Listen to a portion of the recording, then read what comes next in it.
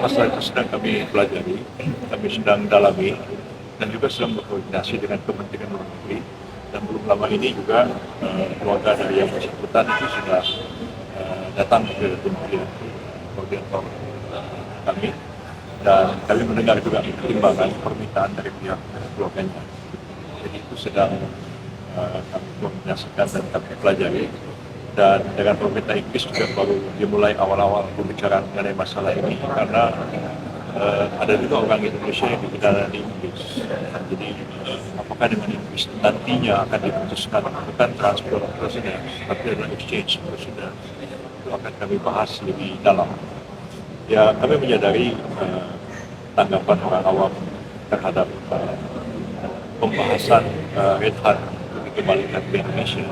Ada yang mengatakannya, saya itu kan predator, apa yang dibawa pulang ke sini? Kalau orang awam bicara begitu. Tapi kalau orang itu bisa menjadi pejabat, dia akan berpikir seperti saya. Kita ini bertindak atas nama negara, bukan atas nama pribadi. Ya, kalau pribadi bisa aja dia nggak suka, ya kesel, karena orang itu memperkosa laki-laki lagi kan. Tapi sebagai negara, betapapun maka negara Indonesia itu salah, melakukan kesalahan negara lain. Negara kita itu berkewajiban untuk melakukan pembelaan, ya, secara proporsional. Tidak bisa menangani dengan segala terus kita urus. Tugas negara kan beda dengan tugas pribadi. Nah, itu yang harus dipahami oleh masyarakat. Walaupun bagi kami ini bukan merupakan satu pekerjaan yang ringan.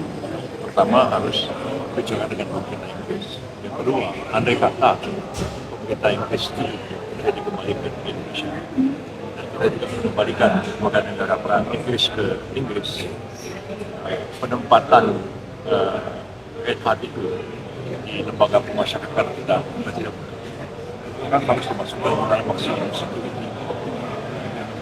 Ada untuk itu, hanya di Nusa Kambangan. Jadi jangan dianggap pekerjaan kita menjadi berat juga. Orang ini kalau dibebaskan tindak biasa akan menimbulkan masalah baru lagi. Tapi ya itulah, kalau jadi pemerintah kan Indonesia yang gini-gini ya.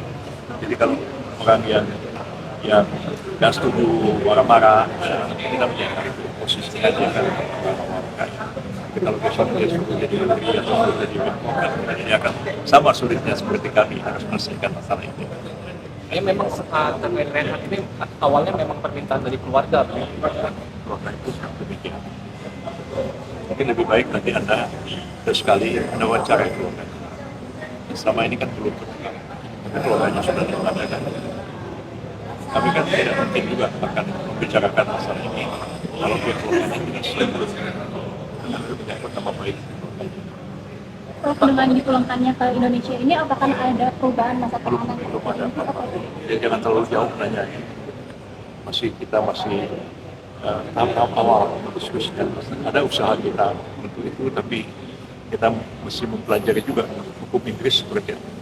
Beda kemarin kita mempelajari hukum Perancis dan mereka menerangkan kepada kita. Filipina juga menerangkan. Jadi kalau Perancis mengatakan kalau sudah dipindahkan ke Perancis itu kalau di Perancis kasusnya sama, itu dihukum 30 tahun. Kasusnya Reinhardt, kalau dia tetap ada di Inggris, dia baru boleh mengajukan keringanan hukuman setelah 30 tahun. Nah, beda hukumnya. Nah, Perijen juga pemerintah Filipina menjelaskan ke kita, dia 60 hari setelah dipulangkan, dia harus ditaruhkan di penjara wanita, dia letak ditempatkan di sana, dan baru 60 hari kemudian Presiden Filipina dapat mengambil keputusan. Dan sampai hari ini Presiden Filipina belum memberikan keputusan apapun tentang Mary, dan dia masih ada di penjara Mandaluyong dan kami diberitahu. Ya, dengan Inggris ini masih banyak hal yang harus kita dalami karena kita tidak mengerti prosedur hukum Inggris, dan Inggris pun sama tidak mengerti prosedur hukum Indonesia. Tapi ya harus dinegosiasikan ya, dengan juga pada pihak keluarganya. Keluarganya juga tetap seperti mengatakan lebih baik jadi pindahkan.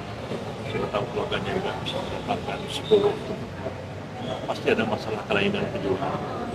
Ya, memang serba salah ya. Orang ada kelainan kejiwaan itu bisa jadi faktor-faktor memberikan keringanan hukuman. Jadi di Inggris kan masalah ini juga sangat serius. Tapi kasus Reinhardt Sinaga itu adalah orang yang adili dan dihukum yang paling berat dalam sejarah hukum Inggris. Dan dia orang Indonesia, kalau kita biarin kan kita sebagai negara kan gak enak juga. Jadi kita juga harus tanggung jawab. Download Tribun X sekarang, menghadirkan lokal menjadi Indonesia.